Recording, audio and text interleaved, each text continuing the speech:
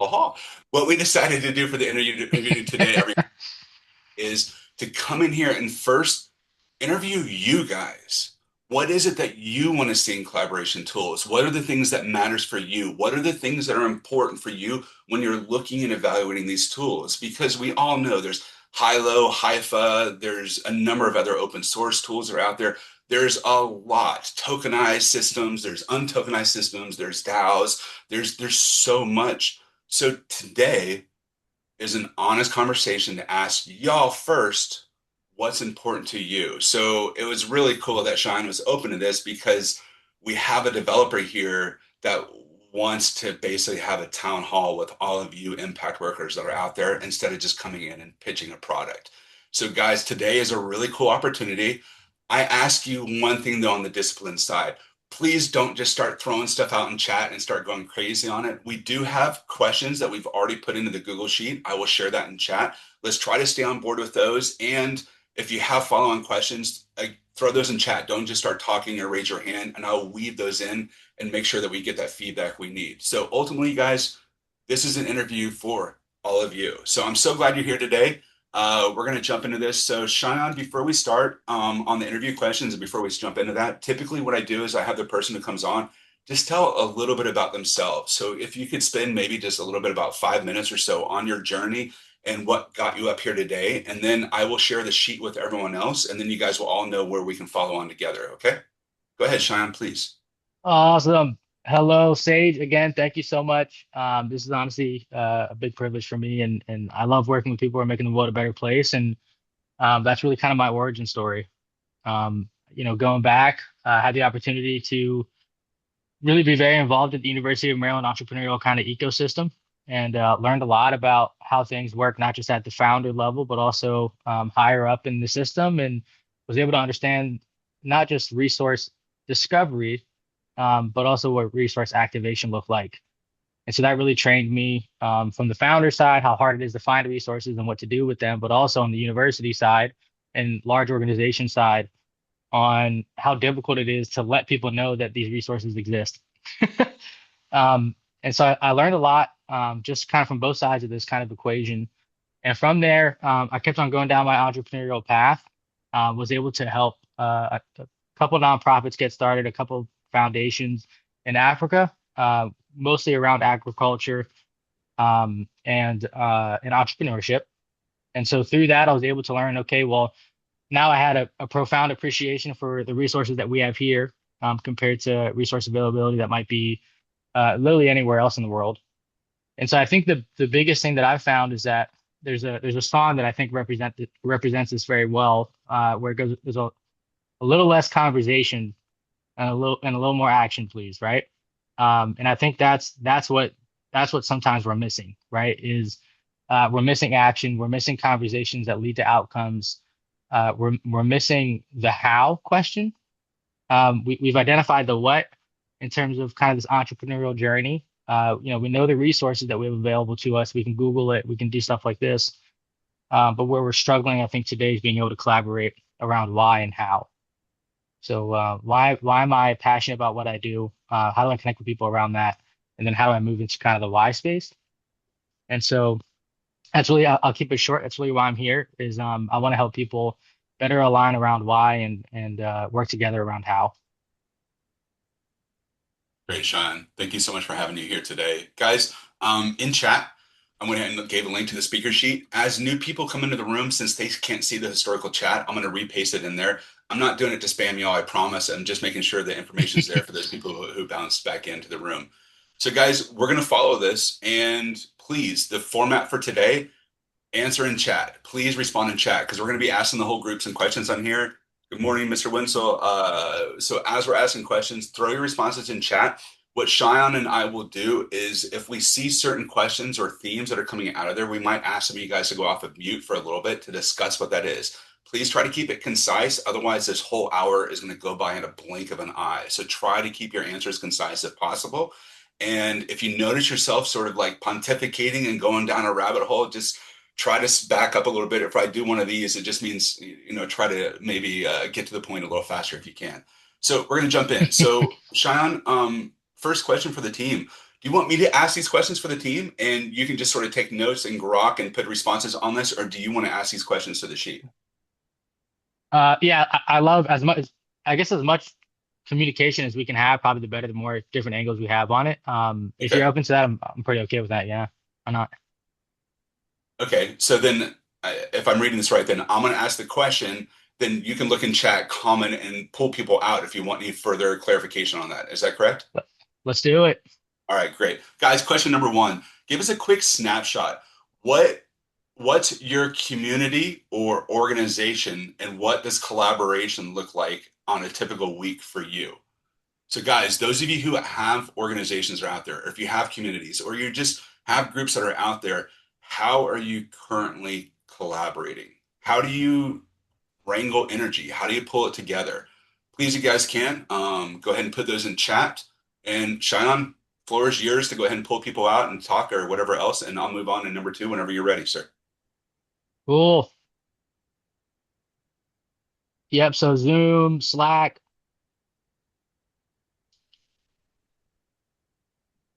Yep. Small group chats on Signal mostly. Email, Zoom, other networks use. GRC circle method. Okay. On Zoom. Yeah. Google Calendar. If it's not on Google, I won't be there. That is something that I tell. If it's not on my calendar, I'll probably miss it. Yes, the calendar is extremely important. Again, Yeah, guys, we're about not Google. trying to expose the whole tech stack. How are you wrangling collaboration? How, what does collaboration look like in there? Sharing articles, Yeah. links, social media, LinkedIn. And also, I think another thing to kind of think about here too is when you guys are using these kind of we'll call them messaging apps. Do you feel like it leads to outcomes, right? Do you feel like you're getting something out of it? And on top of that, do you feel like those tools are actually giving you strategy, right? Sometimes it's like, okay, hey, I know what I want to do, but the question around how I do it ends up becoming my blocker. Um, and so how are we kind of thinking about stuff like that? I think that's a really cool thing to think about. Yeah, social media. And do me a favor, those of you who have responded in chat, grade yourself real quick. Like five is it's going wonderful and this my system's working exactly as I need. Or a one is it's kind of a mess. I'm having to do everything manual. Like grade yourself if you don't mind from one to five. Like how well is this system that you've set up working for you? Colleen says a three, so that's good, Colleen. You have a hybrid solution working there as well. David, you gave yourself a 2.5. That's honest. Thank you. I like that zero point 0.5 as well. Yeah. Yeah. Signal group is helpful. Emmanuel, can you come out and talk more about the Signal group and how you guys are doing collaboration through there, if you don't mind, real quick?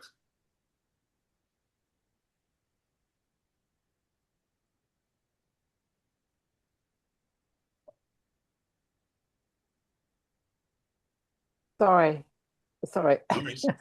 I have this really old laptop.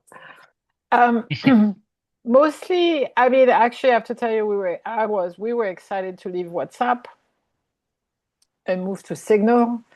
It's not an easy move to get out because I think it was with the work that we do. It was like, okay, let's make some decision here. We can't be on Gmail and Google and all that anymore. We need to step. So we're doing the Signal, but we're not that many. We have like it's for the African Peace Village project. It's in Portugal, in Burgao with Konkonko, the elder from Cameroon. And so, yeah, we have six people. Like WhatsApp with too many people, it's a bit of a problem. With too many people, it's a bit of a problem.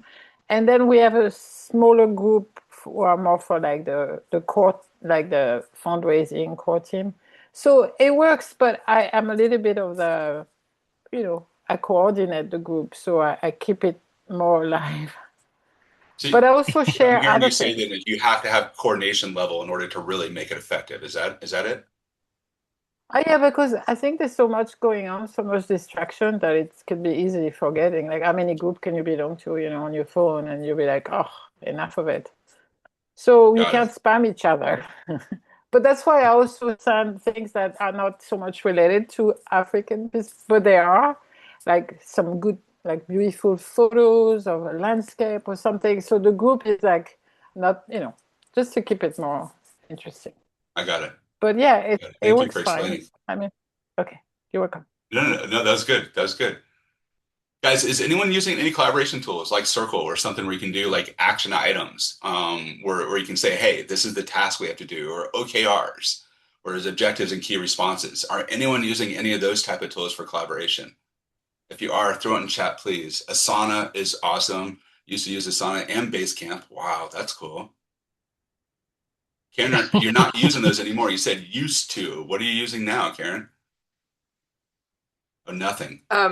Yeah, not with this group. We tried it in the past. It, costs money we don't have, and also everybody's using other things. And so having like one project where you're using the thing that costs money, that's like very specialized, you have to like it just wasn't worth it.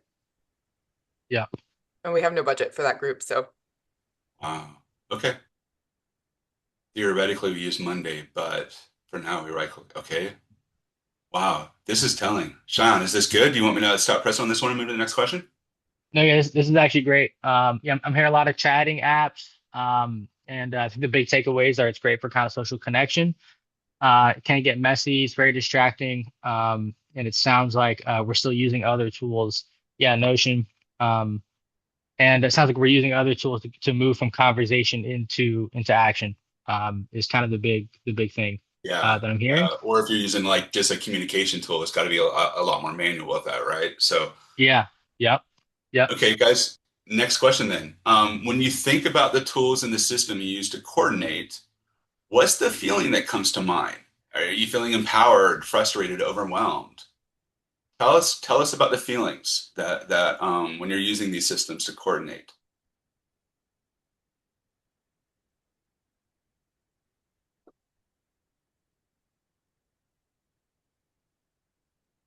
Sorry, Sage, could you repeat the question? Yeah, sure, sure. The question one more time. When you think about the tools and the systems that you are using to coordinate, so you for Signal, what are the feelings that come to mind when using those tools? Do you feel empowered by using it? Are you frustrated? Are you overwhelmed? This is just some of the ideas. Are there more things that are emergent with what you're feeling with trying to use and manage these tools?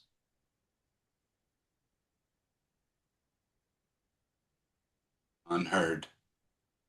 Yep. Yeah, that's a big one. That's a big one because you can get lost in the chat, and then it becomes a scrolling game. Uh, yes, I Well, and definitely hear that. there's too many channels. It's so fragmented. There's no, nobody listens to everything. Lots of people don't listen to anything. Right. Yep. Yeah. Yes, you. No, I definitely hear that. And then it typically comes down to having somebody who can, something else that I've heard a couple times has been, um, it can be really difficult because even though the conversation's happening, to be able to get the information that you need out of it, kind of quickly, can be really difficult. So even if you wanted to figure out what to do, that can still become a barrier. Is something that I've had a couple people mention to me lately. This I is think wonderful feedback, guys. Shine, you get some yes, really good stuff in there. I'm loving. I'm like a kid in a candy shop. I'm like a This is kid in a great. candy shop. Yeah. Rick, do you want to Awesome. come off and mute for a minute? Just keep it quick if you can. Sorry, Sean. I'll be very brief. You got it. I'm taking an AI agentic course, and I'm totally confused by it, but it's using Obsidian, GitHub, HackMD, and Claude.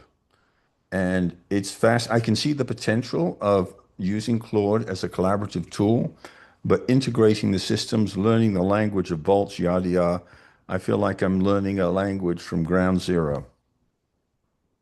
Let me ask you guys a question. For those of you who in the beginning, when you answered number one and you said, I used to be using those, but now I'm just using like WhatsApp or just a Signal, is it because you didn't get enough buy-in with the system that should have been used? So you had to go down to something easier that's just simple and a communications chat? Is that what you guys are feeling as far as why you made that change? Yeah.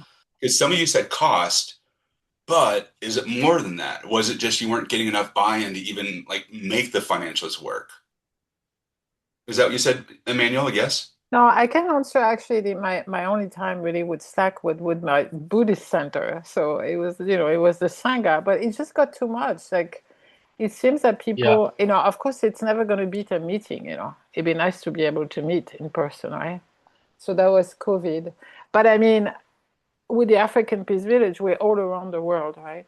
So Slack, I don't know, it got too much. It was too disturbing with too much going on. Like people suddenly were getting, they were changing their way of being. I don't know. So I just thought to go back to more simple stuff. Thank you. Thank you for that feedback. There's good stuff here. Shyon, did you want to go into any of these in chat before we move on to the next question? No, these are great. Yeah. Yeah, Monday.com. It's funny because I've used all the tools, so I know I understand the pain points that everybody's talking about individually. I totally get it. No, this was actually great for this question. I think that's really helpful. I think what I got from this was feeling unheard, kind of those redundant conversations, going back to old topics that have already been covered, and then just kind of duplication of efforts, right? And then last thing I'd probably put is just trackability. So, um, if we're spending a whole bunch of time trying to figure out what's happening, that's probably not a great thing. Okay. At this point, we're sitting right around code. Yeah, yeah. Yep. All right, Yeah, Shyon, I'm going that's to go to the next one, sir. You ready? yeah, let's do it. Okay, so guys, the next one, and again, guys, for you who want to follow along in chat, I just dropped the link again. So we're inside the Google Sheet. I'm on question number 3 is where I'm at. So number 3 is around the tool stacking on gaps. So if you can, name the tool or the platform you're using, and where do you feel it's doing a good job, and where do you feel it's falling short? So I'm slightly adjusting this. So if you don't mind, name the tool and where do you feel is falling short for your particular use case, and where do you feel it's working well for your particular use case? You guys don't mind? Thank you. And the next question, the following question is part of that. If you want to respond to your own answer or add it in there, what's the gap between what you have versus where you feel like what you actually need? So again, first thing, evaluate your tool. Put the tool name down if you don't mind. Say what's working well, what's not, and then what's the gap? Like if I had this, it would be like so much better. One of those.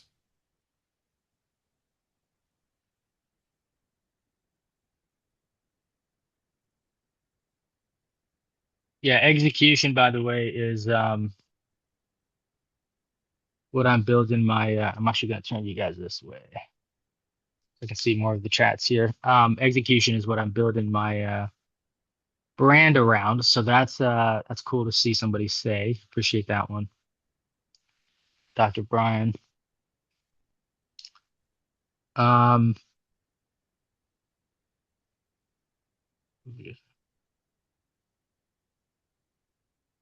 okay.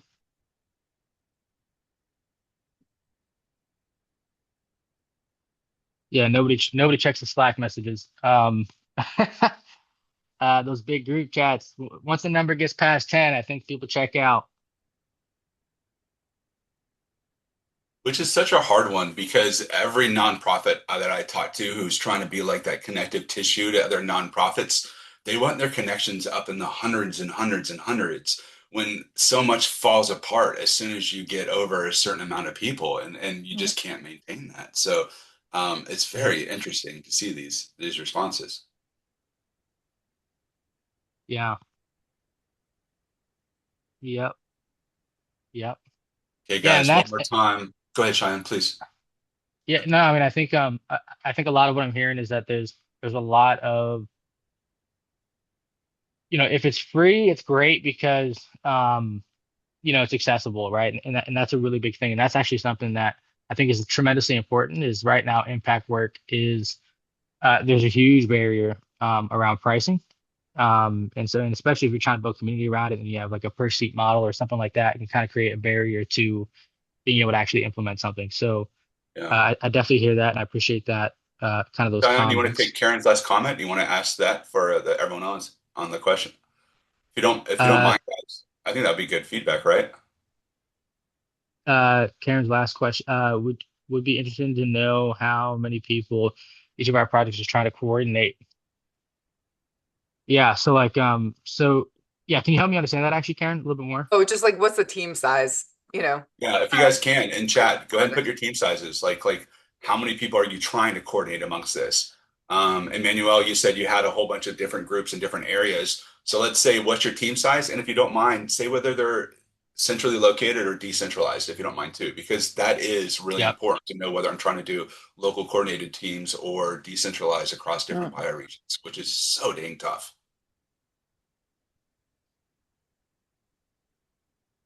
I love the people in the Philippines.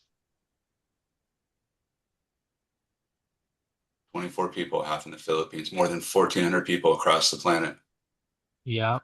Yep. Nikki, we know that's hard. We know that's hard. Dave Winslow talks all the time about you guys' Slack channel with just within GRC. We have so much potential within the Slack channel, but it's hard to get eyes in there consistently. Yep. Yep. Colleen, 12 across the US. This is awesome. Yeah.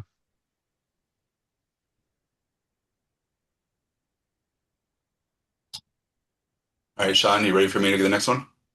Yeah, I think one thing I just want to throw out there too, I want to create a distinction because and this isn't a distinction that I think a lot of other platforms can make, but it is something that I can do here at Mito is um I'm noticing a lot of people are saying, community development, building, conversations should be free. And that's actually something that I'm a huge supporter of, because everybody should be able to be a part of the conversation at all times. There should be no barriers or restrictions around that because it takes multiple perspectives to be able to not just solve a problem, but to actually get work done.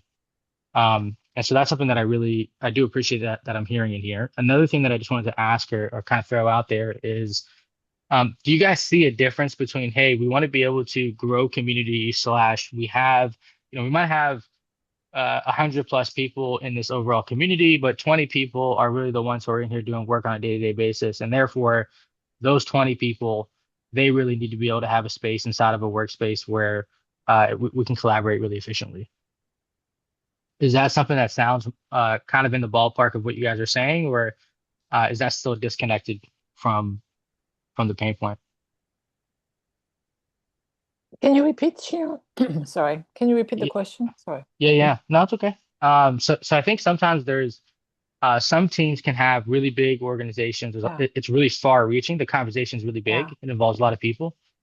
And I think that's something that should always be at all times free, right? Because all great things start with a conversation. And so if you're stifling the conversation, you're directly impeding the innovation that needs to happen, right? My question is, in terms of like what's the discrepancy between we have all these people that we work with, and then we have like these number of basically admins. Yeah. Maybe we can think about it like that, right? I can answer a little bit. It's like, for this big organization that then it become more of a network, like even some mighty network or something, 1,400 people. It's a big one. But like the way that we used to do it before that, it was closed doors and this team would meet, this team would meet. Like, it's okay. I don't think that everybody needs to know about everything in your organization because it slows down the process. Some people, then they're like, oh, too much. Please don't send me another email. It's okay. They don't have to be, maybe once a month or every 3 months we check and they can see what they need. But they don't have to read everything unless they really want to, Yep, absolutely. And at the same time, you with those people who are inside of your mission, right? Inside of your community, inside of your group chat, right? You probably want those people to be connected with outcomes. So stuff like goal tracking, the missions that you can. Is that, I'm sorry. I just got a call. Can you guys hear me? Yeah. Okay, Yes, cool. I can hear you. Okay. Sometimes when I get a phone call, it cuts out my phone. But okay. So another thing that I've kind of noticed a couple times now is that there is like this really big interest for the people inside the community to be connected with the impact. And so in current tooling, sharing stuff like goal tracking and things like this are are not possible within necessarily a group chat. Is that something that you guys would care about? So if you guys had like a big community, let's say it's a really big group chat, and you guys are actually out there accomplishing things, being able to share that publicly, is that something that is valuable to you guys, or is that kind of just like a bells and whistles? Especially in terms of like searchability and discoverability. I think when you're Let's finding, ask that slightly different. If you guys can, okay, let's do a 1 to 5. Let's do a 1 to 5 again in importance. Cheyenne, yeah, the question again smaller if you can. Let's tighten this up. What's the okay. question? So, is it impactful to be able to share goal tracking inside of your community? So if you can, on a 1 to 5, how important is it Yeah. for you to be able to measure and share goal tracking within your community? 1 is very important. Excuse me, 1 is not important. 5 is very important. Sorry, wrong way. Dr. Brian, you said it's pretty dang important to get goal tracking. How do you guys express goal tracking right now within your organization? Do you do it via like OKRs, or do you use something more simple, or is it sort of a hybrid of a couple of different things? We set high level goals, but these are hardware goals and they take a quarter year to a half a year to realize or implement. So I'd say, each circle would have one goal for half a year, and we pretty much have weekly meetings to facilitate those goals. But it's the subtasks, and the subtasks are the subtasks, and the crew management and the partitioning, especially because it's remote. That's where it's lacking. And my enthusiasm for Monday.com is actually kind of limited because I know I've got 3 or 4 levels of hierarchy and I can't model it. Thank you. That was real. That was Yeah, awesome. Thank you. it's great. Colleen, you put 5. How are you tracking those right now, Colleen? And how well is it working for you? Like how are you doing it? Well, we have monthly newsletters that go out, and then on the third, and then quarterly Zooms. And so, I feel like I need to be accountable for what I'm doing to my team. And so the founder group, we meet in person a couple of times a month. And then we put this newsletter out for all of our advisors. And then the advisors come in. Real quick, you're putting action items in newsletters. Is that how you're doing it? Is that what you're saying? Okay, so your action items are actually baked into your newsletter so everyone can see exactly what you're working on within that. Wow. What we're working on and what our call to action on their part is. And then quarterly, we get together on Zoom and everybody reports what they're doing, and it's an hour and a half meeting, and people go into sometimes people will take up to 10 minutes talking about what they're doing, and how it coordinates with the rest of the group. And since we're a nationwide group, just getting all these people to know each other is a challenge. Because we've got people in North Carolina, we've got people in Texas, in California, in Utah. And so it's challenging for us to all get to know each other. And what we can, it's kind of funny. It spawned all kinds of little groups on the side, too. They didn't know each other before, and now they do, and now they're over here doing their thing together. So, but hold on real quick though. Is that leakage out of your system, or is that energy being captured in other ways? Because that could be leakage within your system as well. So that could be a problem long term, or it could be amazing long term as well. That's a difficult one to try to triage. Right. It's turning out to be amazing long term because our guy in Texas is our AI expert, and he's working on quantum computing.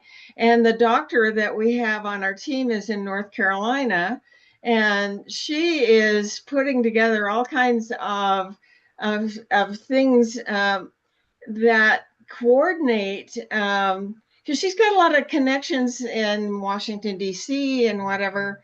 And so she's writing grants and whatever. That includes the village.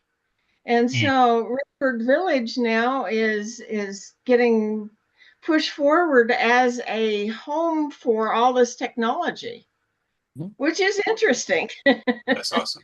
Can All you, right, real quick. can you Thank you, clarify Colleen. when Go she's ahead, ready, what is a village? Like when you look at a village, how do you, is it all these different groups you're talking about? It's a physical regenerative village. I mean, it's a full stack technology effort as well. Village And Colleen, so, slash can you throw your link in town, chat right? if you don't mind, so I can help Tally do a little more research on what you're doing? what to say again? I was asking Colleen if you wouldn't mind, could you throw a link to Rainbird Village in Oh, chat so Tally can learn a little bit more about what your project is and what you're doing? Would that be sure. okay? Yeah. Rick, go ahead, sir. I need to move on to the next one, but you got it, sir. Floor is yours. I'll be very brief. This is a little futuristic because it's coming from this course, which is the platform where it's called HAAH, which is that you have a number of agentic agents that know you personally, and the agents can connect with, can scan everything in the vault of any information relevant to you so you can connect. So you don't have to read through a lot of stuff. So it becomes an enabling curation process between humans, which I think sounds interesting. Sounds like we need more of that, possibly. That's really good. Okay, guys, Yeah. next question on here. Sorry, guys, I'm just trying to keep the conversation going along. It's 41 after. I got to make sure we get through some of these. Next question: impact and transparency. Wait, is that the one? No. How do you? Okay. All right. No, I'm actually on number 4. I am not as far along as I thought. So, strategy and alignment. When you're launching a new initiative or partnership, how do you figure out who's doing what? How do you figure out what resources exist? How do you get everyone aligned on the mission? So this is going to be like the 7 forms of capital, and how do you manage that? How do you coordinate that? If you guys can throw those in chat, please. Dr. Brian was ready for number 4. I love it, man. Way to read ahead of me on it. Thank you, sir. So I'm going to go ahead and read yours to everyone. So we plan to use the Sociocratic circle method to get alignment on vision, mission, aims, and goals and proposals. Number 5. Oh, I'm not going to answer number 5 yet. So that's great. Thank you so much. I'll come back and reference that. I just Anyone wanted to else? keep Number us on 4. schedule. I appreciate you. I Thank love you it. for the I read love ahead. it. Yeah, it's good.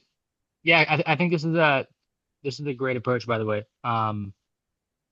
Allowing for the collaboration alignment to happen kind of naturally, and then figuring out how to drive accountability. I think that's I think we're thinking the same way. We are similar to Mondragon. Mondragon Cooperative. Yeah, out of Spain. So, Colleen, you're acting as a cooperative of cooperatives. Is that how you're saying you're acting within that? Yeah, well, we've studied Mondragon extensively, and I've talked to several people who have been part of Mondragon, and so it's and their governance model works beautifully. So we're just kind of doing that. I mean, it's got 70 years worth of experience behind it. Well, let me separate this because a governance model isn't the way you capture and collaborate. All right, almost some of that is Sure. like your meta governance. So, are you pulling the meta governance Mm. from Mondragon over as well? Is that how you're defining sort of like how you do your Well, iteration and capture collaborations? yeah, it's just, I mean, we're just collaborating based on, what our modern tools will allow at this point. And my husband is working on some things that kind of coordinate with what I'm doing. And there are some people that are on his team that are also on my team. And so he's talking to these same people maybe 2 or 3 times a day on the phone, and occasionally they get together on a meeting. Now our This is your nonprofit is, coordination people you're saying, the coordination people so you're having that level of engagement. That's really cool. yeah. So, but other people are a little bit more remote, and We don't see them as much, but yeah, it just depends on what they're willing to give. Got it. and Dr. and Brian, sorry, go what ahead, they're Colleen. able to do. Yeah.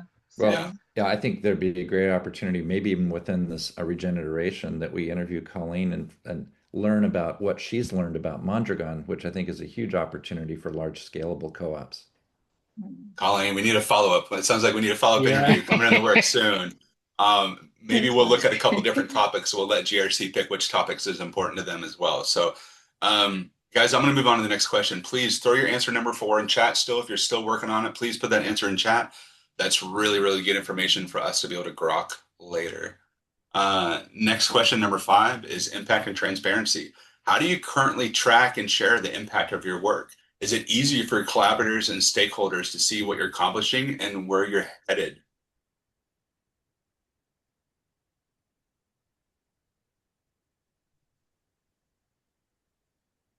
Dr. Brian's answer was newsletters, social media, webinars, and podcasts are our dissemination approaches. Yep. A lot of content. I A lot of think a content. little bit.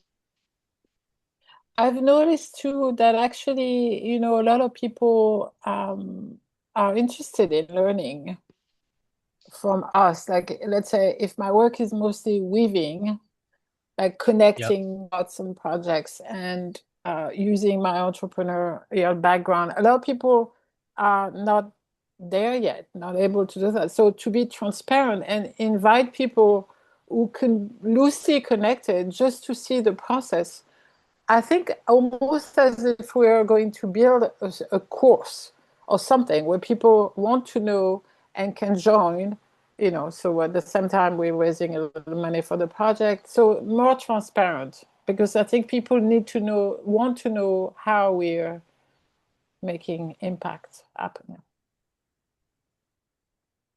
Love it. Yeah, that's huge. Yeah, absolutely. That's huge. And then in terms of that, do you guys also, in terms of spending time with things like marketing, um, is that like is that a lot of time that people spend kind of doing that outreach, putting together content, things like that, or how do you guys go about doing stuff like that? Or you guys just kind of boots on the ground? Um, yeah, I What's think the that'd be question you another. want You to guys, ask one more time, Cheyenne? Is like, just how are you doing your marketing? So maybe let's scope this, like how much time we're investing into our marketing and what does that kind of look like? Is that what you're asking? yeah, I think that's it. I think that's it. Word of mouth, Um, or trust-based network? Okay. yeah, to report out, but don't have the resources for it. Yeah, I've gotten a lot of people coming to me with that actually right there. Yeah. And Yeah, then also when I see it what takes a lot of time. Colleen's describing, and Karen's like, "Oh crap, I don't do any of that," or some of those things on there. So Yeah. I can understand that. Like the time crunch is real. hmm Yeah. Go ahead, Karen. You're coming off mute. What are you gonna say? Well, again, I'm just using one of the groups that I'm part of as my sort of primary example. I could give Of other course. examples from other efforts, but yeah, the one that I think is most relevant here. We do it if we can, occasionally. Yeah. Something's really Yeah. important. And is that, yeah, go ahead. No, go ahead. I think also one thing, but again, our group is very small, but like the newsletter idea is like it's ongoing. It's not like, okay, every 15th of the month, the newsletter. So that if you separate the newsletter, it becomes more of a co-creation. So this one is going to cover this one, this one. So they're in the Gazzetta. I think we're going to call it Gazzetta instead of newsletter. Everybody has a voice because they've been working on this, and then we put, so it's not just Yeah. another newsletter. And you It's more treat the like newsletter as voices. like a collaboration through the Yeah, content on that. That's yeah, really clever. I like yeah. that. We try. No, I think it's wonderful. I think it's really cool because it gives everyone to tell a portion of their story from their own perspective. So I think that's awesome. How many, the rest of you, just real quick, do any of the rest of you do collaborative news stories as far as letting other people write segments within there? Brian, Dr. Brian, you Yeah. do that as Yeah. well. Colleen, you're shaking your head yes as well. That's yeah. awesome, guys. Super cool. Yeah. And This is Chad? something that, Okay. yeah, I was going to say, this is something that we did with the Roots Africa community, actually. when they were getting started out, we started kind of pushing out the stories of the people inside of the community, so that people can kind of get that touch point. But what we found out was that, and I don't know if anybody can relate to this, but kind of what we found out was that we're pushing this stuff out. Some people were engaging, but there was like this blocker between, hey, this person exists, but I'm the barrier now between you and that person. And so okay, hey, donate X amount of money every month, but have no idea who the actual people are, kind of a thing. And so this kind of became a really interesting dynamic that we found. And then also just me being so active in the community, I was able to make some incredible friendships with people that otherwise I would have never have been able to make. And I think there's a lot of other people out there like me who love what other people are doing, but have no way of being able to centrally find the actual human beings. As opposed to, in the reports are extremely, I think one of the most important things is to show that, hey, we're actually doing things. Look at our goal tracking, right? We are accountable. But at the same time, like, can I talk to the guy who I'm supporting, right? And I don't know if that's something that you guys have experienced kind of in your own worlds, but that authentic layer, I think is something that a lot of people have kind of brought to me. Darren, I don't know if I'm sorry, I missed a little bit of that, but I would love to figure out a way to have kind of connection-based philanthropy for GRC members, especially like our folks in Africa. So I don't know if that's what you were just talking about, but if you have tools or thoughts on that, I would love to figure out some way to try that out. Yeah. I think you guys are going to be pretty blown away in the next meeting, where I'm going to show you kind of what some of the stuff actually looks like in Mito. But because the biggest pain points that you guys have talked about so far are things that I think Mito does extremely well. So that makes me really happy. I might be tooting my own horn a little bit here, but but it is making me happy. So I'm appreciating the problem statements for sure. And John, I gotta get through this these questions, man. I'm not doing my job all here. right, So I can I'm go sorry. for it. I'm sorry. So finding No, your people, don't be number sorry. six. Number six, finding your Okay. people. How do you find and connect with aligned people in your organization outside of your immediate work? What does that discovery process look like? So some of you already talked about that a little bit, saying this word of mouth for your impact or transparency. Did I just ask the same question twice? I'm going to move on. I'm going to ask number seven as well. So I think we just did, how do you find and collaborate work? We asked a question about marketing. So I think marketing was like the same thing for number six. So I'm sorry, guys. That was a repeated question. So number seven is knowledge and coordination. When your team or community creates something valuable, a process, a lessons learned, a playbook, how does that knowledge get captured? Do you have a limited commons? Do you have an open commons? Do you have a way to store these things so it doesn't get lost through conversation? Please throw those in chat. We're just running a little bit out of time. So if you guys can, and if you don't have an answer for it, say yet to be determined, or the jury's out, or the chickmunks have not finished spinning their wheels yet and given me a solution. I don't know. So whatever it is, if you can just describe what you have. Actually, I could share 1 minute. Please. That's why I joined the meeting today. Actually, I just heard about the meeting a few minutes before I joined. I don't know why, but it's because when you do work on impact and within project, I have a very good memory for some projects. So it's all in my mind. I keep it, and I put it back and I throw it and stuff. But I'm looking for a weaving kind of journal, not Slack, where it becomes something, because now I have the AI meeting notes. They're always kind of boring, the transcript. So I have some notes, some recording. How many recordings are we going to be able to watch, But I would like an old-fashioned scrapbook kind of journal, Okay, this month we did this, because it's here, but I need to do something with it. Anyway, that's why I came today. I love it. How many of you guys are managing all this in your heads right now, or a lot of this in your head? How many of you feel like you're a bottleneck because you are managing things in your head? I know I am. Yeah. That's real. I think that's the stress we all feel. Like, what if something were to happen to us tomorrow? Would that light still carry on? Would that energy still carry on? But Rick, I don't have time. I'm sorry. I think it helps to be a mother on that one. Because as a mother, you do that all the time. Emmanuel, I got to move on here. So, Rick, I got to move on to the next one. I'm sorry. So, requests and needs. When you need something, a skill, a resource, or a connection, How do you put that need out to your community? And how do you attract and find people to find out what you need? And not just within the community, because hopefully people outside are seeing that too. So again, the question is when you need something, a skill, a resource, a connection, one of the forms of capital, the 7 forms of capital, um, how do you put that need out into your community, and how do people find out what you need?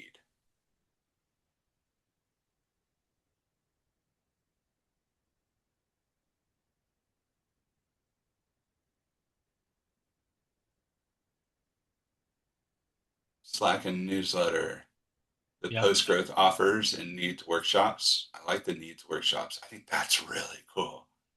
Yeah. What a cool open format to see what comes out of that. That would be a really cool way to engage your community.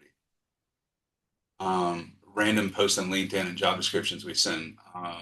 Needs are met by recruiting from within or externally. We use LinkedIn networks for warm introductions, etc. Talk to people personally. So Colleen's more manual on her needs. Go ahead, Rick. What do you got? Well, I'm just going to say, I think these are legacy systems, and it touches on what I was talking about, how we can develop agentic agents to do all this gut work we can't possibly do because of our cognitive bottlenecks. I put a question in the chat, which I'm not going to read out, but you can look at it and leave it for a few minutes because it's a compound question that touches on many of the points here about how we can use AI and technology more effectively to be able to create the types of learning communities that we need to develop, but it's still working. So I've been doing AI searches based upon what I've been hearing. So copy the link and look at it later because it's not done yet. Yeah. I hope Rick that you do get a chance to join in next week because to that conversational point we can talk a little bit about the roadmap and I think you would enjoy that. Um, we can also chat off of here as well if we want to find more time because that is the direction that Mito is going. Yeah, Um, if I can quickly respond to it, we always think content is king. It's not king. yeah, The ace is the process. It's how we do things, not what we do. We've got so much goddamn content, we can't manage it. So we need to that's develop right. process skills so that we can curate the content Mhm. in a very specific, tailored way, just in time for what we need, and cut out the crap. Guys, let me answer a That's question real quick as a follow-on to this question. How many of you, with your systems that you're working on right now, in the way that you are operating, how many of you are feeling overwhelmed still? everybody, right? Yeah. Everybody. Everybody. Okay. All Yeah. right. All right. Thank you. Too much Thank you. going on. Yeah. No, this is huge. Sage, you are It's an hard. absolute lifesaver. I'm telling you. I'm not done You're yet. Stop. great. Hold on. Okay, hold on. Okay. Okay. I'm sorry. Too many questions.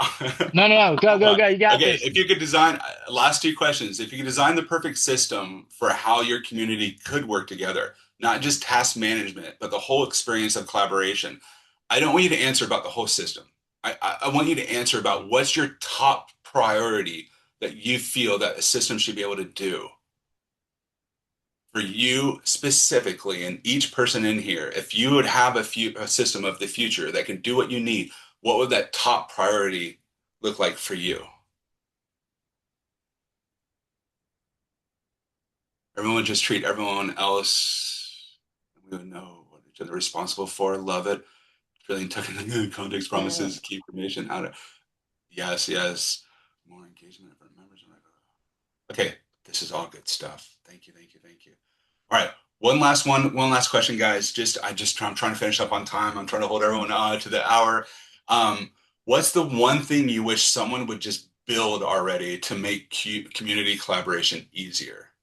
So you said what your biggest priority would be in the system, but if this was an end product and it was just built, what do you think is the biggest bottleneck to making collaboration easier?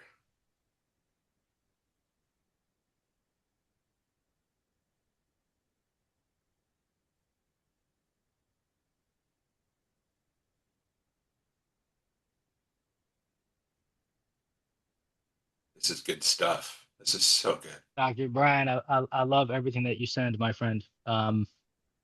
Yeah, something that connects all the systems you're trying to. Darren, Silicon Slopes is very close to perfect. Okay. I'm have to check them out. Yeah, check out Uh, Silicon Slopes. They also have, I mean, it's similar to LinkedIn in some ways, the way it's put okay. together, but at the same time, it also has capabilities that are similar to Zoom. And all of this has been written locally here. Right. I mean, this is the kind of talent that I that I have at my fingertips, and I'm just kind of overwhelmed with it, actually. And they put this whole platform together like in 3 months. Yes, yes, yes, yes. No, that's incredible. I think a lot of people are approaching this differently, and I think maybe I don't say that I don't want to interrupt. I love to keep on Yeah, let going, me ask close up the session questions, real but quick if you don't yeah, mind. yeah, Let me just yep, close out the session. Guys, so next week's session, we're going to run through the exact same questions again, but we're asking Shyon next week. We're asking how he's planning on doing this. And he's going to be very honest because he doesn't have all of this worked out. He has right, a certain phase of where he's at today and where his roadmap is he's going tomorrow. Is he trying to sell you on the system next week? Absolutely not. What we're doing though, is we're giving you an opportunity to look at someone who's building a tech stack and building a platform and get a little bit of the glimpse inside on how they try to solve for these things from what they understand the problem is. So what next week is an opportunity for you to come back, hear what Cheyenne's own responses are to these, and you can weigh it back to what you just put in a response, and you can say, hey, that maybe sounded great, but this still misses the mark for me. And this maybe is something else we need to look at. This is an opportunity for you guys to use some of these sessions to help flesh out some of your own requirements and future states for what you see for your own nonprofits and how you do collaboration. So thank you all for coming. The rest of this meeting is going to be an open format. So you guys can stay around for a Yeah. little bit. Cheyenne has agreed to hang around for a little bit and chat, but this is the end of the interview for today. And now the format is all of yours. So thank you guys so much. We hope you Okay. enjoyed this slightly different shift. Next week, we're going to see how this goes on this. And I'm going to keep trialing new ways of having engagement with you guys. Yeah. That's what I'm trying to do. Hopefully you guys are enjoying this because where I'm not Thank following you. the standard quo in here. I'm trying to mix this up in different ways. So Cheyenne, the floor is yours, guys. Thank you so much for coming on today, Cheyenne. Please, you guys can open up discussion as you like. yeah. I just want to say thanks so much for creating the space and doing this. It's really great, and I really appreciate it.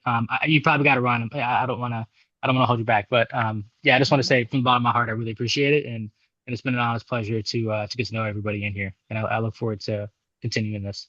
Thank Guys, you, so that we'll keep the room open. You guys Yeah. can just have open chat now. If you have a question, come off of mute. You guys can talk to Cheyenne directly or talk to members of the group. So by all means, the room is yours. Yeah. Thank you so much.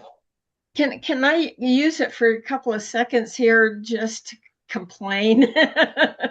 Okay, thank you so much. I hate SAS. I mean, Yes, I yes, keep getting build for all of these separate systems that don't talk to each other. And so for our right, village, right, I want yeah, a coordinated effort that does everything in modules so that you can connect the ones that you need, and then villages that don't need a particular one just don't connect that. But I am looking for something to replace my accounting software right now. I'm paying $1,000 a year for something that's just crap now.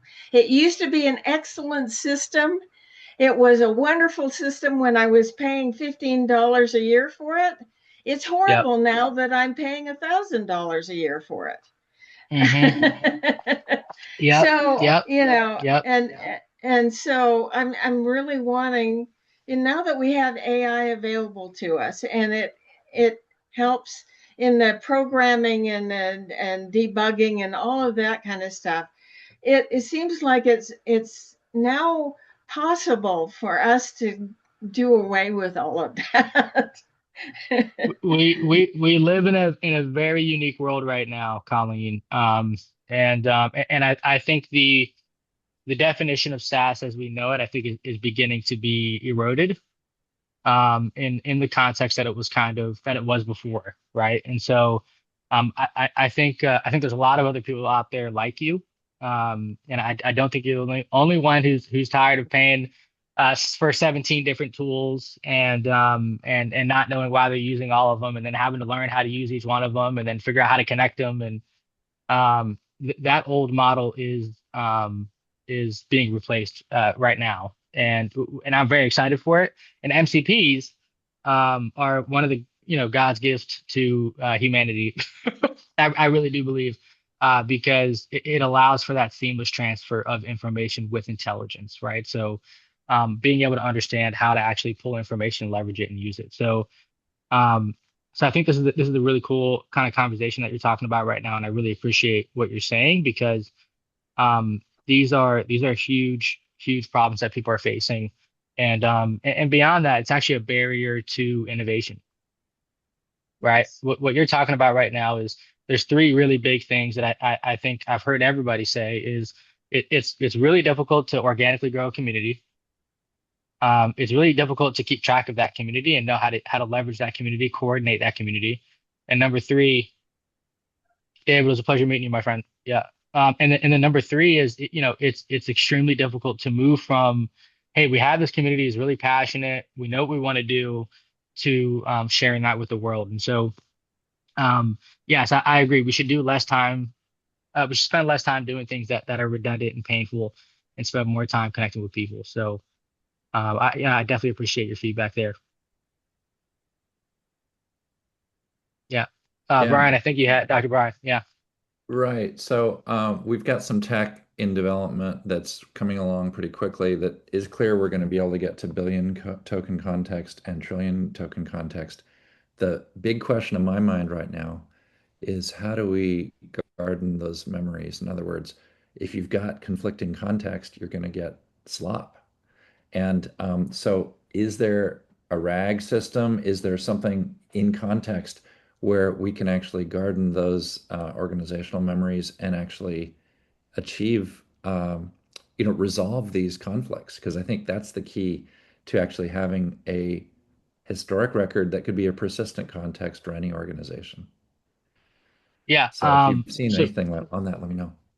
Well, yeah, let's try to create like an illustration of the use case there. Sure. And then we can maybe we can kind of reverse engineer what you're thinking. Yeah, a GRC has 8 years of Slack history that we're Yeah. not using mostly. But if we've provided that context to an AI that's got a billion token context, we can ask questions of the AI and it can have the full framework in it. What we need to do, though, it's like The Man with the X-Ray Eyes, which is a 1950s movie in black and white, which is the guy could see further and further and further. If he could see everything, he can't actually see anything. And so there's got to be a way to garden these contexts in a way that'll work effectively, because I think we're going to be able to put an entire organizational history into context pretty soon. But how do you prevent from seeing too much? Well, It's and like we also need a librarian. right. Right. Someone's got to keep track of the records, right? Yeah, and we're working on a framework in context that would let you supersede memories, or say this is a contradiction, or say, this is historic, or it's been outdated. You need to effectively be able to label certain material that in a certain category and have that be core, perhaps, to attention. Dr. Brian, to make sure that I'm understanding, are you saying that you're actually working on a project to do that? Yeah. Well, Cool. I Okay. I have a system that's ultimately, I mean, if we look at sparse attention, it's clear that it's going to supersede the limits on AI attention that's n squared right now. It's going to be n log n or something better. And Okay. so the question then becomes, how do we manage persistent context of an organization to enable informed decisions to be made? And you've got to be able to invalidate certain information, especially if it's persistent. You need to be able to override it. You need to be able to garden. And so that gardening process is an open question as to how do we enable that in hardware and software, and Yeah. is it manual or semi-automatic? Yeah, I'd love to pick your brain on that a little bit and just kind of collaborate around that, because I think there's a lot to that. And that is one of those topics that could take me all the way down the rabbit hole. Um, and Well, it's I fun would to love to get that follow time up. in. I Yeah, just that'd be want to great. say That'd something really be great. basic because I am not a tech person at all.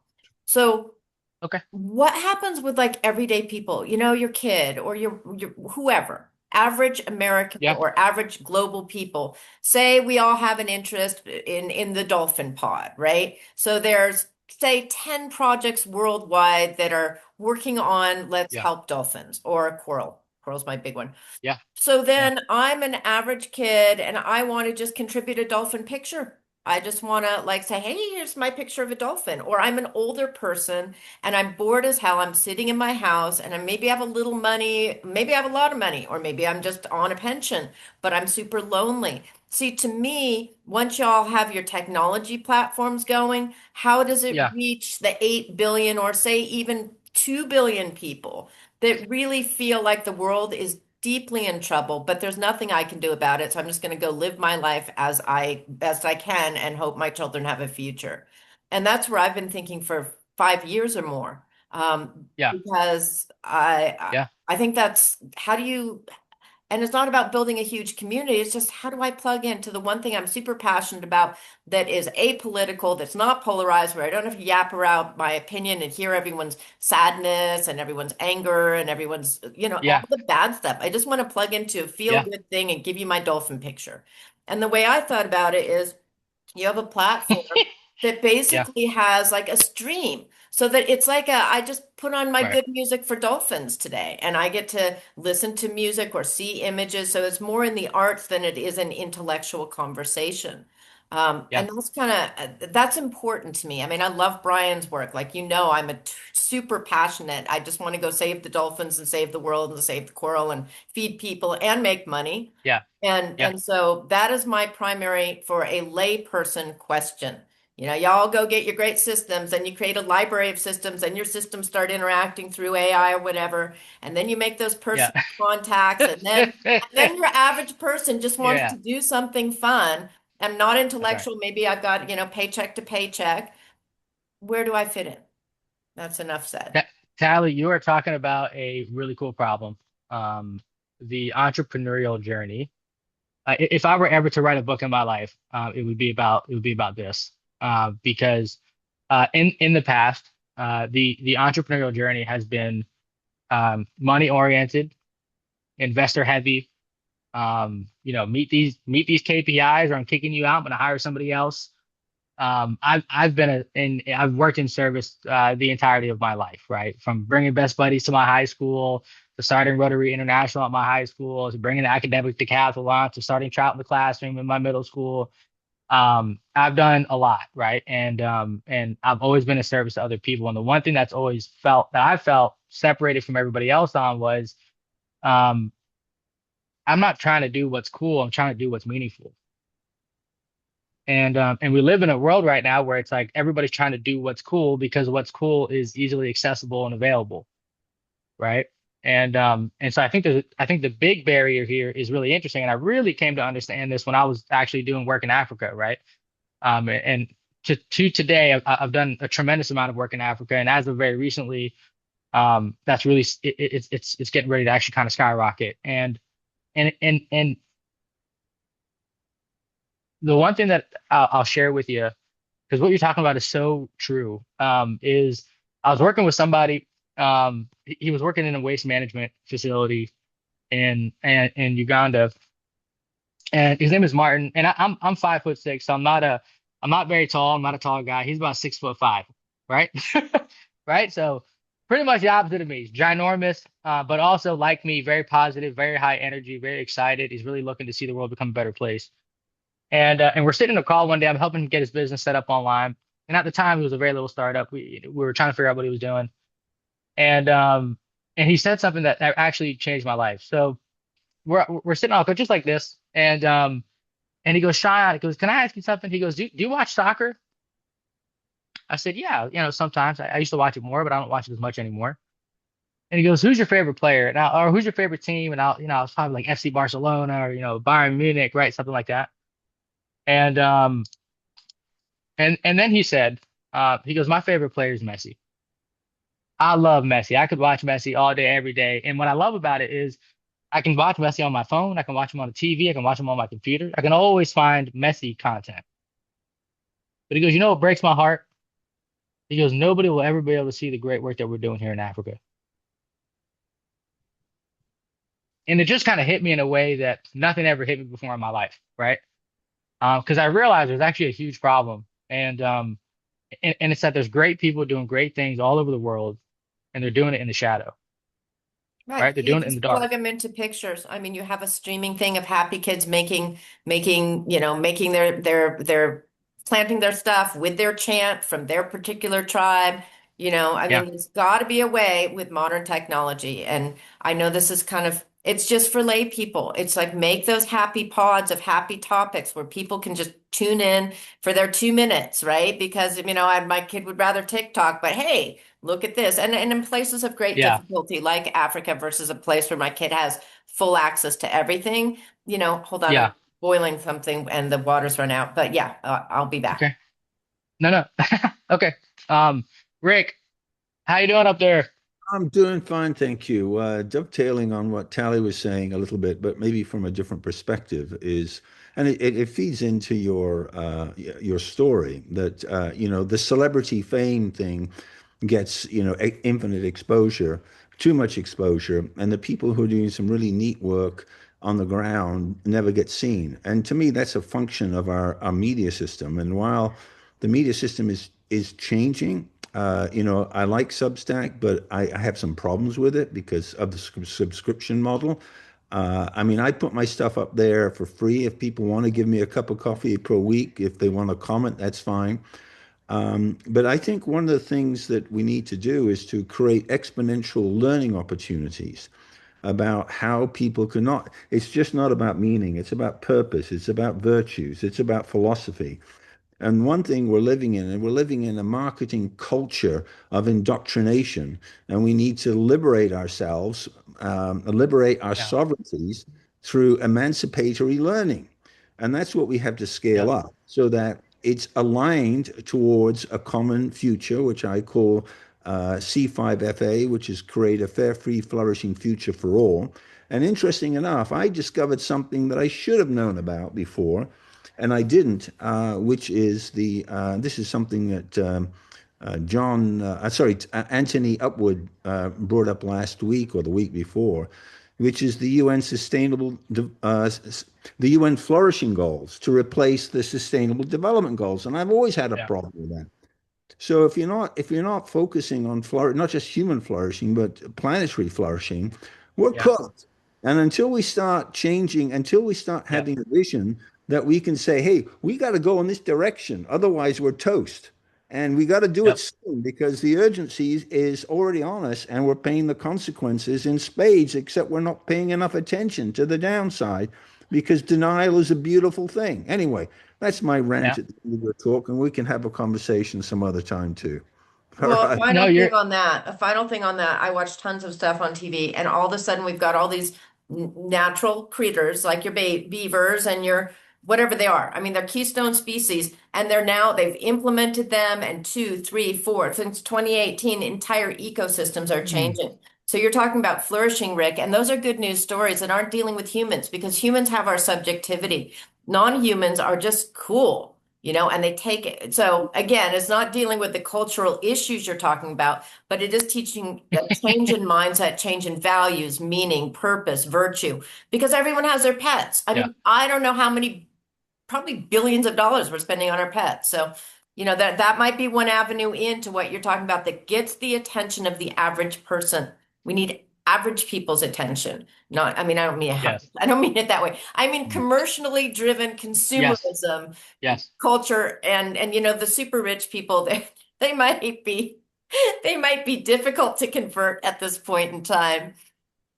I Well, mean, Tally, I'll say this is, uh, the really wealthy people are looking for opportunities for personal brand development. right? And so if you look at the philanthropy space, right, which is almost a hilarious topic, but if you look at the philanthropy space, what do they really want? Right? So like very wealthy people, they just want somebody else to be like, hey, good job, dude.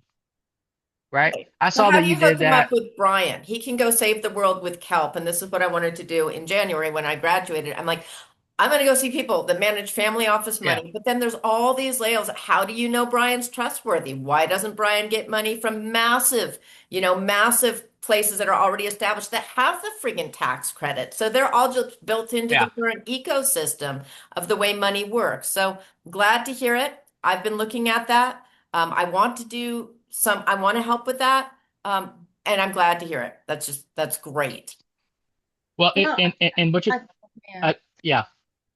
Go ahead. I can tell you that, I get offers maybe 3 or 4 a day now from people who are agents of the wealthy, supposedly. And a lot of them Mm, are just scams. yeah. Well, I mean, and I because I keep saying, are you a real person? Are right. you the person with the money, or do you represent people with the money? Right. And I've had, and they act like they're trying to create a personal relationship with you, but it's not personal. They've got 80 other people on the line with them at the same time. I mean, it's just nuts. And I'm like, Yeah. how do you find real people I mean, what I'm doing is a passion project.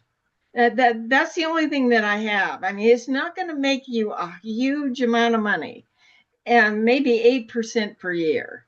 You can probably get that somewhere else.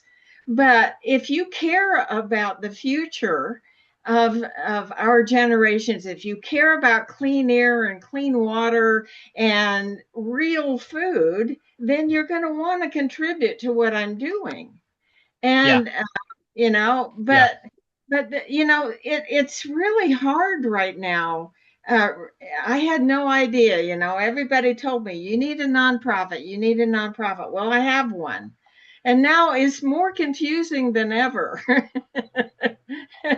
And you know Okay, what you're, I've done what you told me to do. Now what? Colleen, you're touching on something huge right now, which is it's really easy to meet people virtually. It's really hard to see what those people have going on.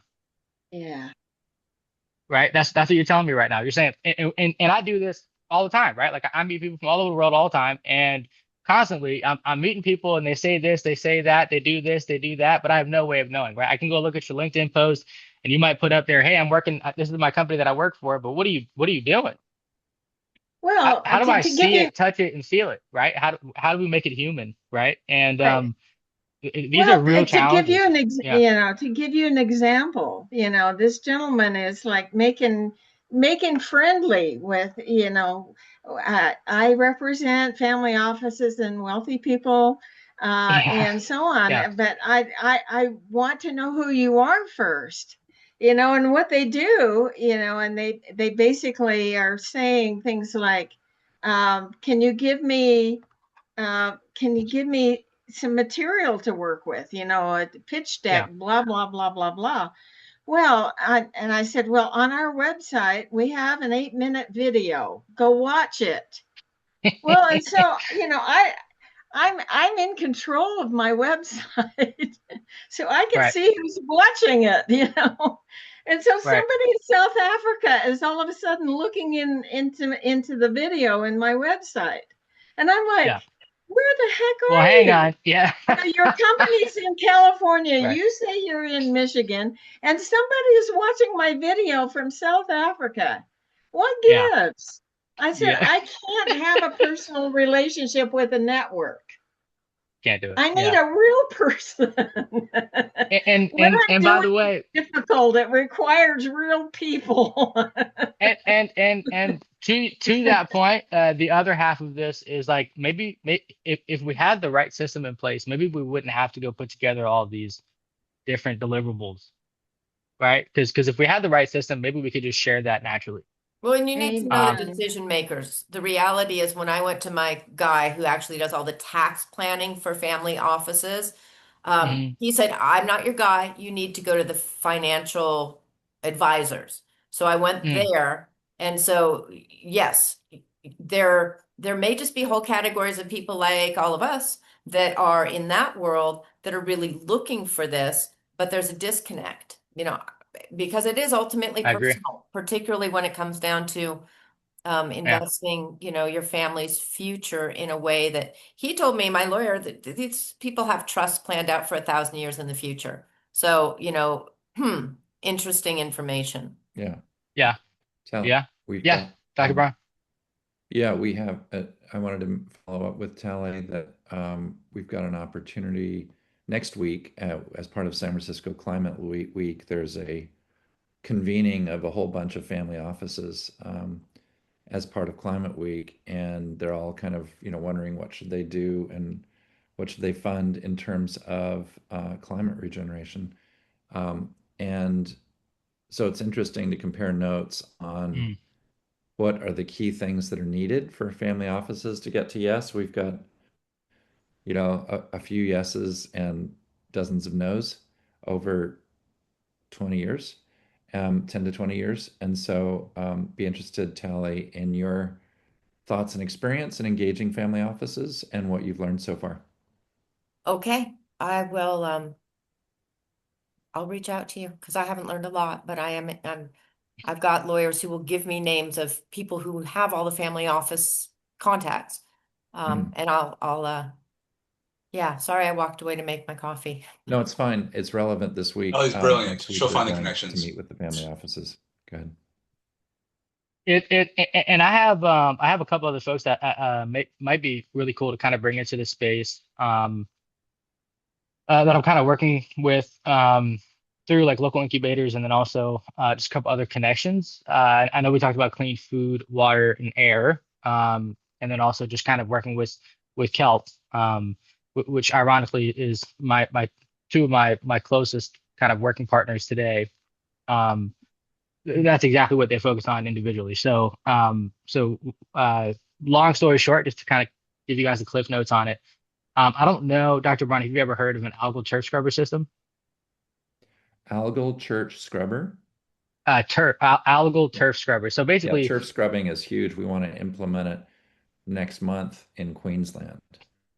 perfect. Yeah. So the guy who invented the algal turf scrubber, um, that guy ended up kind of passing down the rights to it, to like three different people. One of those three people then passed it down again, and then passed it down one more time to my buddy. Right. Uh, so he's generations ago, right? This technology was brought into the market, and in partnership now with Green Mechanics, we've been able to really scale this thing up, and to the point now where we have some. Yeah, I don't know if I'm allowed to publicly share this information, but uh, we have some like really cool people that are really big names in kind of the global world that are Mhm. now looking to implement this at a really high level. And what's Mhm. exciting about this is a technology that's a nature-based solution. Yeah. And so it's not only cool because it cleans up waterways, but it creates these byproducts that you can then use for stuff like concrete, fertilizer, and a whole bunch of other stuff, right? So we have all those Mhm. kind of partnerships in place on that side. Good. You I'd and be happy Brian, to, you guys need to yeah. connect because Brian, you told them that you got your NASA implementation level 10 or whatever, and you won Oh, the X TRL Prize, 9. Oh, and all that Yeah. good stuff. Yeah, we do. The immediate opportunity in Australia, we could be your ambassador in Australia because we have access to the largest swimming lake in the Southern Hemisphere, and that is Lake Gula. And then secondly, I'm working with a wow, regenerative community that I've already recommended they use an algae scrubber. And, wow, like they're ready to implement it like in the next month or two. Like I'm going back in 10 days and in 2 weeks, I can be telling them what to do. So, cool, we're cool. ready on the ground, boots on the ground, fins in the water. Yeah, no, that's actually fascinating. Yeah, I'll just send you the website. We just redid the website a little bit ago here. Um, Okay. and this is so it's Green Mechanics. dot Guys, co. set it up as a sidebar. Set it up as like a one-off conversation on there.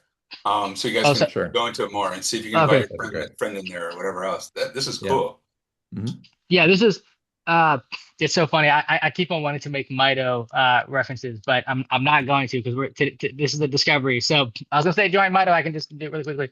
No, but let's see. So let me just make sure. So green mechanics, is that the right link? Yes, it is. Yeah. So we just redid the website a little bit ago here. Great.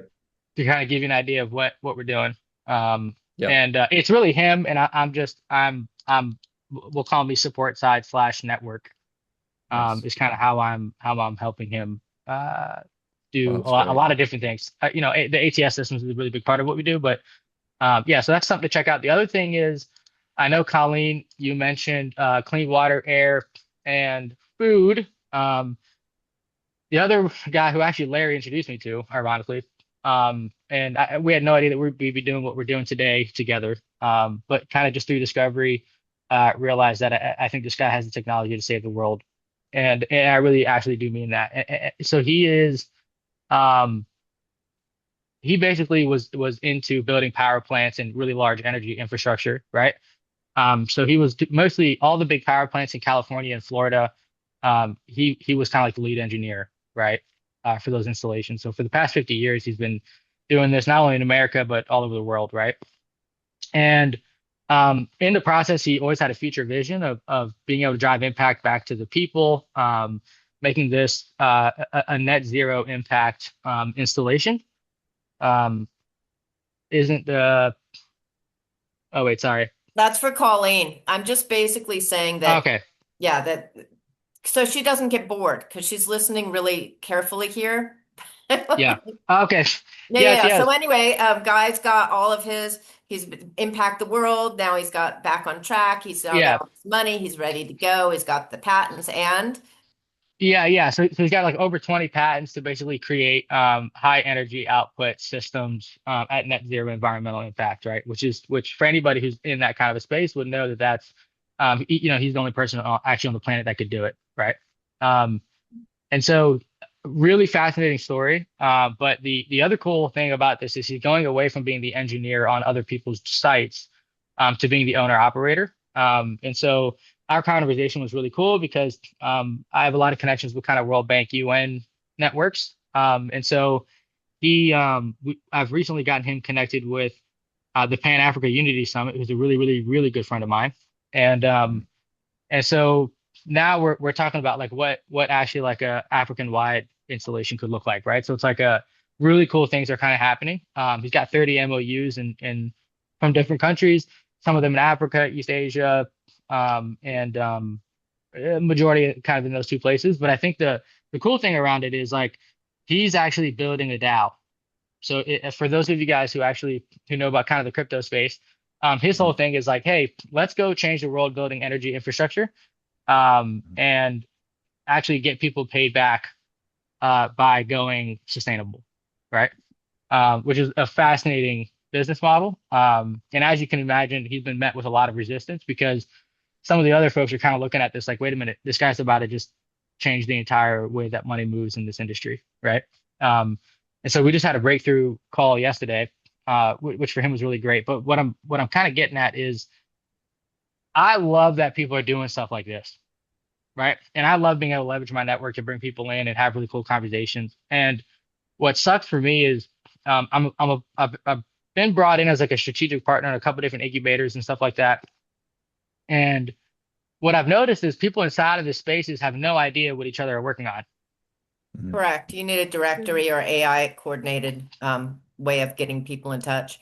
It's just too many people doing too much with so much technology. And there is a great article, and I'm sure you've come across things like this, Cosmos Journal. It's a commons-based architecture, which is basically looking at bioregioning. So you take money, you create a third pillar to marketing and consumerism or whatever our two pillars are, and then you are able to change the world through that model, which I just read once, and I sent it to lawyers and people like that. I'm like, what do you think? Of course, you can't tell them to change the whole monetary system over a text message. It's probably a harder sell, you know? Yes, unfortunately. Cosmos, so much. Yeah, I mean, I love stuff like this. I mean, I really do, and it's like, and I long for the day when I can open up an app on my phone and see that there's people around the world doing great things and working together, right? And that's really just been my vision since I was a little kid, um, and so now. I think the things that we're talking about are really cool, and it's like being able to create these connections, but then move into trackable work. I think is really important. Like a In vetting terms of system. You got to give them a vetting system. So someone like Brian can just come in and say, this is my thing. This is what level it's at. Your AI or your evaluator or whatever goes, perfect. Okay, this is where this is. This is the money we've allotted for this. These are the kind of people we connect to it. And this is, these are the, what it's not compete. These are the other industries, technologies, et cetera, that are very complementary. Boom. This is how many we're going to roll out this year, or what our I don't know, graphic, whatever you guys do in science is. Okay, this will work here. Great. Mathematic, boom, let's implement, because all these great yeah, ideas have to be implemented for people's souls. I mean, I'm sorry if you put your whole work, Colleen, into your work or whatever, and then you're doing great. I mean, I've noticed that on all of our calls. There's a system and everything else. But maybe it's a passing it on to future generations. For people like Shyon and Brian, we now have like so many that's people exactly doing right. so many great things that have all the solutions, and there's just a disconnect in terms of money, frankly, and information and trust. Those are the three, Humanity. right? No, Humanity has it's Yeah. forgotten about humanity.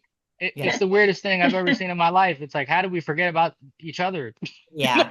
It's just no. strange, It's you so know? funny to me, in there's a big philanthropist that lives in Utah, started out with car dealerships and then bought the Utah Jazz and then sold the Utah Jazz for $1.8 billion. I mean, You know? there's, Yeah. it's kind of fun watching these. Well, this lady shows up at Silicon Slopes with her security team. I mean, she's there with three people that are armed. And I'm like, oh my gosh, how can you have a personal relationship with somebody that has a security team? Well, she invited us all to apply for a grant. So I did $10,000, right? And so she said, don't worry about the amount. Just get in the system. Mm, And then our people get to know you and they get to know your cause and they get, and that's mm, how you get the personal relationship, is you just start at whatever level they offer you and then build from there. But yeah, I mean, this is somebody, who gives $10 million to the or $10 million to the local uh, shelters and whatever. And yeah. so, and she builds dorms for the universities and all kinds of things. And so I'm just saying, okay, well, um, thanks for the clue, because I had no idea how you even get hold of somebody like that. Right. And it's Right. it's just it really is overwhelming. I mean, I understand why wealthy people have all of this insulation around them, because they've got to be having, people constantly asking and asking and asking. Guys, And they've got to have some kind of life besides people just grabbing them everywhere they go. guys, we're at about 40 minutes after and over on Okay. our Yep. call. I want to respect everyone's time on here. So, Cheyenne, would you mind dropping some calendar links that you have for you? So in case anyone wants to Yeah. continue the conversation, that they can do that. It would be a really good Okay. way Sure. to share your information with everyone else. And then we can wrap up here, but give us 1 second. Let me get you guys Cheyenne's information. So as you can tell, Cheyenne's always This is very, going to very be generous with his a time. And he loves to talk shop just because the more he understands the ecosystem, everyone's problem, the better. So, and we just lost him. So hold on. He'll be back here in just a second, I'm sure. Okay. All right, let's break the fourth wall real quick. Was this a cool way to do this? Like interview the dev and actually Oh, yeah. like this. So this is how we'll continue on next trying Yeah, to I think it was not really open good. with a pitch because we all get pitched so often. So I'm trying to see if you guys we can build different relationships. All right, Yeah. welcome back, Shyon. Okay, so he's getting that link for us. There we go. So it doesn't have to just be a demo, Shyon. They could just come on there just to like schedule some time with you in general, right? That's okay. You're on mute, just so you know, sir. I'm so sorry. Yes, that is my general meeting link. So that yeah, we can book anytime there. I'm usually pretty available. I try to keep my meetings pretty limited because I'm typically just coding, which if you guys have ever done that, literally looks like coffee, a keyboard, and a low lit room. Uh, so yeah. But okay, yeah, that's my link. And just to say again, Sage, just I have nothing but gratitude towards you. Thank you for this opportunity for introducing me to everybody in here has been truly incredible, and not just the feedback and the conversation, but also just the excitement for, what's possible. Yeah, pleasure. Cool. I'll book some time with you. We can talk about context and memory. Yes, have Yeah, I fun, would love Brian. it. You guys are good. Please. Yay. Cool. Colleen, Sweet. And yeah. Bye, Colleen. no, Bye, all. Thank you, Bye. Sage. bye. Thanks so much, guys. You got We'll it. see y'all. Pleasure. Bye. Later. Thank you so much, everyone. Talk to you later.